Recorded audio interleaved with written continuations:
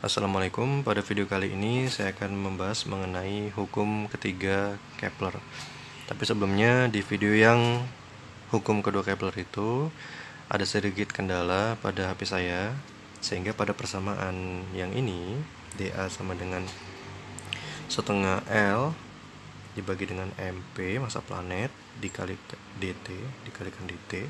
Nah, ini mengalami kendala di sini. Sehingga penjelasannya saya selesaikan aja di sini.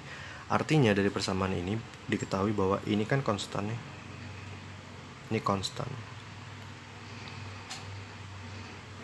Jadi persamaan ini bisa kita tuliskan dA sama dengan K atau konstan dikali dengan dt.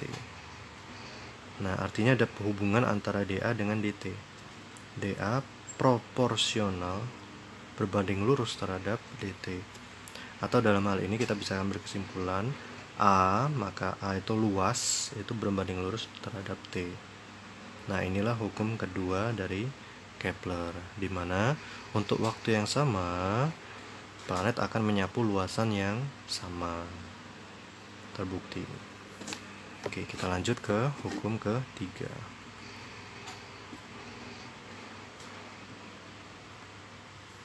Hukum ketiga Kepler ini berbicara tentang bagaimana kuadrat periode itu berbanding lurus dengan pangkat 3 dari A, di mana A itu adalah sumbu semi mayor. Apa itu sumbu semi mayor?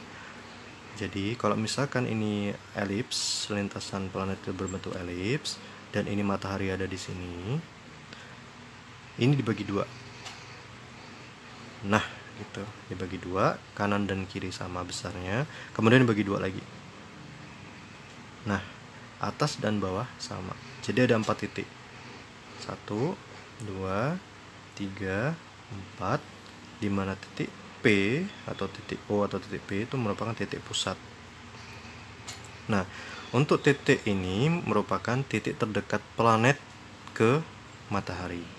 Namanya perihelion. Untuk titik yang ini merupakan titik terjauh planet dari matahari, namanya aphelion. Nah, kemudian A itu yang mana? A itu adalah dari titik P ke titik aphelion, ini A. Dari titik P ke titik perihelion itu juga A. Nah, A inilah yang namanya sumbu semi mayor. Nah, seperti itu. Oke, jadi kuadrat periode berbanding lurus terhadap pangkat 3 dari sumbu semi mayor. Sebentar. Nah, T itu apa sih? T itu tadi periode. T itu adalah periode. Nah, kalau periode bumi sendiri, kan kita udah tahu periode bumi mengelilingi matahari adalah 1 tahun. Jadi sebenarnya waktu T itu, periode itu waktu untuk benda itu berputar. Jadi kalau misalkan di gerak melingkar itu ada T, ya, nilai T itu adalah T per N, dimana waktu yang dibutuhkan untuk melakukan jumlah getaran tertentu itu adalah periode. Misalkan dalam satu getaran itu waktunya adalah 3,5 detik, maka periodenya adalah 3,5 detik dalam satu putaran. Lanjut ya. Nah, di sini saya gunakan konsep hukum gravitasi universal Newton. Yang pertama, yang kedua saya gunakan hukum kedua Newton.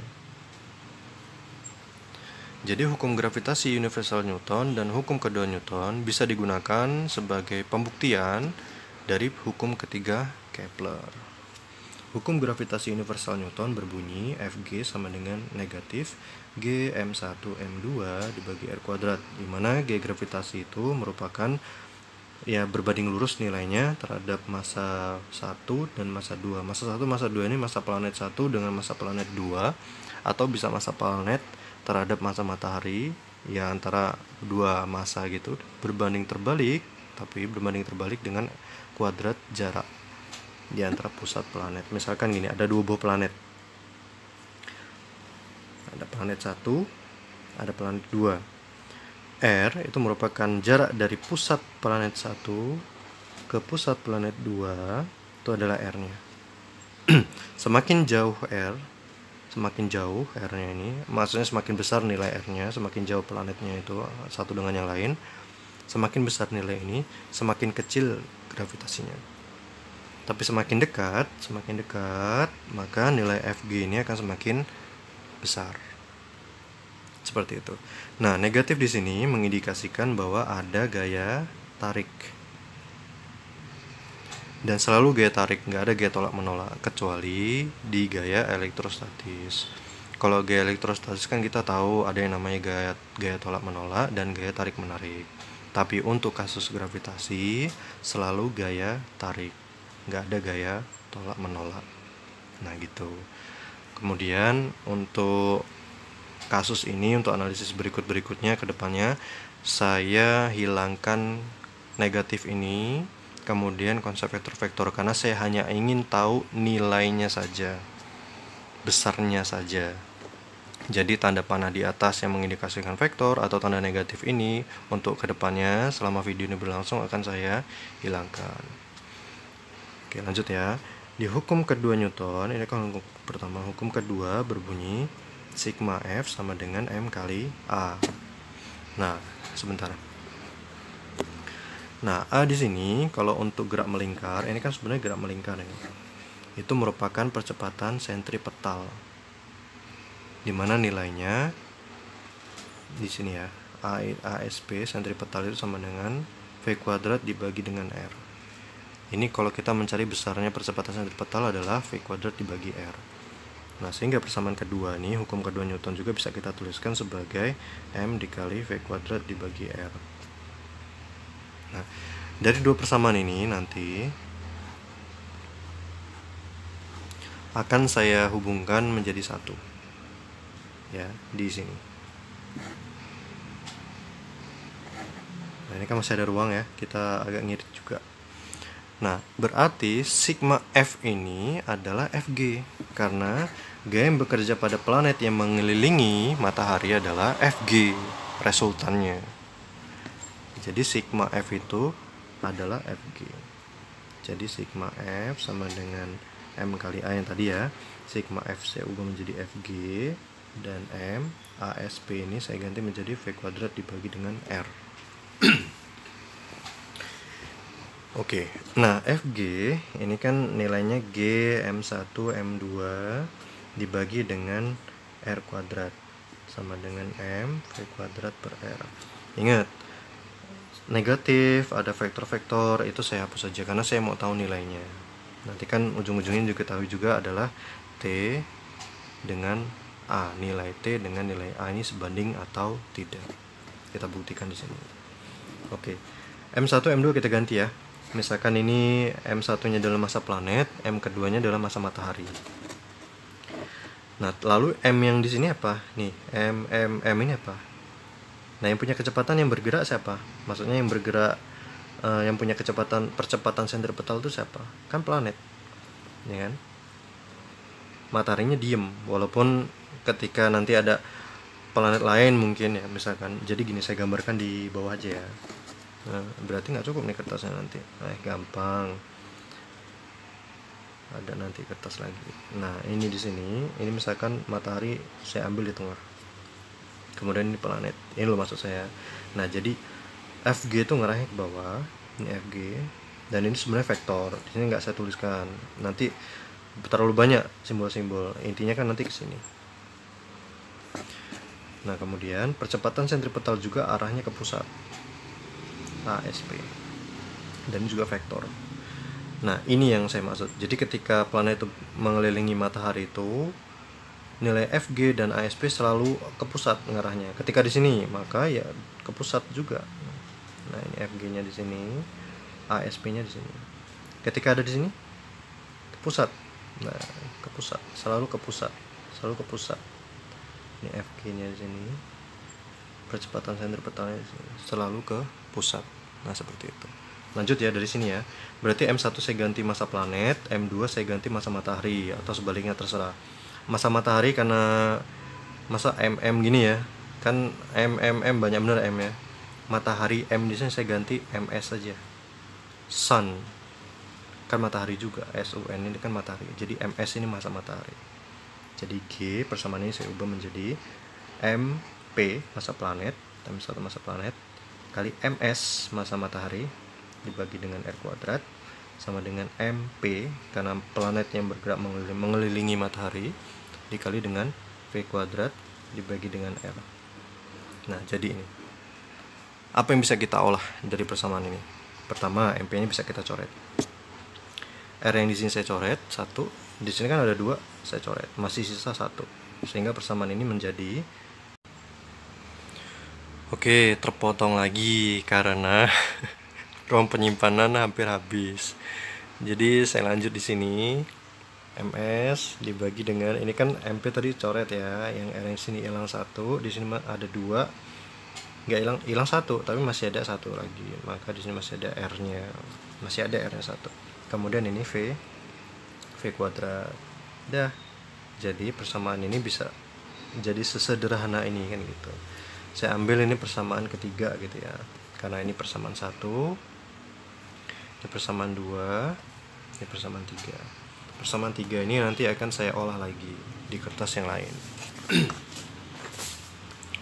Oke, jadi persamaan ketiga tadi adalah G dikali dengan MS masa matahari dibagi dengan R sama dengan V kuadrat. Kan gini ya, persamaan ketiga. Nah, kemudian V ini apa sih? V itu kan kecepatan dari planet. Jadi misalkan planet ini saya anggap sebagai gerak melingkar aja. Jadi ini mataharinya, ini planetnya, misalkan planet bumi gitu ya.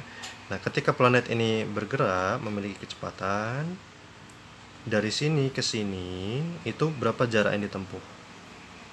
Kan V sama dengan jarak, kelajuan itu jarak dibagi dengan waktu.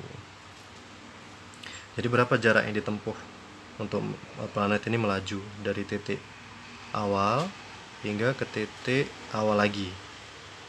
Jaraknya adalah keliling lingkaran atau 2πr.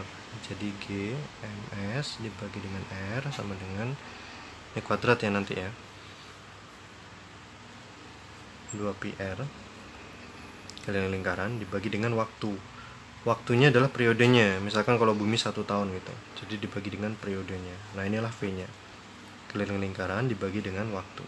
Jaraknya itu keliling lingkaran, kemudian dibagi waktu. Waktu adalah periode dari planet ini. Nah, ini sehingga menjadi 2πr dibagi dengan T. Tapi kan kuadrat, V-nya kuadrat, maka ini kuadrat. Sehingga G MS nya tetap dibagi dengan R akan sama dengan 2 pangkat 2, 4 Pi pangkat 2, kemudian R pangkat 2 dibagi dengan T pangkat 2. Nah, kemudian kita kali silang. T kuadrat dikalikan G dikalikan MS, kemudian R ini kita kalikan dengan 4pi kuadrat dikalikan R kuadrat. R dikalikan R kuadrat jadi R pangkat 3. Jadi T kuadrat GMS sama dengan 4pi kuadrat R pangkat 3.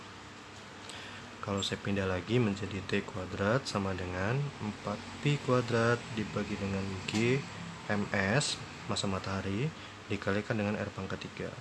Nah, ini bisa kita tulis sebagai KS.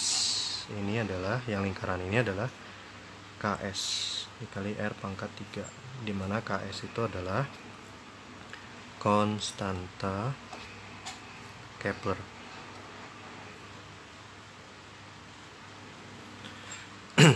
Konstanta Kepler. KS. Jadi lingkaran ini ganti menjadi KS, di mana KS adalah konstanta Kepler. Atau kalau S di sini matahari, ya berarti konstanta matahari, karena menggunakan massa matahari. Nah, artinya dari persamaan ini ada hubungan antara T kuadrat dengan R pangkat 3. Nah, kalau dalam lingkaran ini kan R adalah dari pusat ini ke sini. Itu adalah R-nya, dari pusat matahari ke pusat planet itu R. Nah, tapi untuk elips ketika kita bagi 2, ini nggak R lagi dari sini ke sini, bukan R lagi, tapi apa tadi? A atau sumbu semi mayor, sehingga R ini kita ganti menjadi A. Nah, persamaan ini bisa kita tuliskan menjadi T kuadrat sama dengan KS dikali A pangkat 3. Nah, ini kita bisa dapat hubungan bahwa kuadrat periode itu berbanding lurus terhadap A pangkat 3. Kalau A nya semakin gede, maka T nya semakin gede, kan gitu, karena ini berbanding lurus. Nah, akhirnya terbukti untuk hukum ketiga Kepler.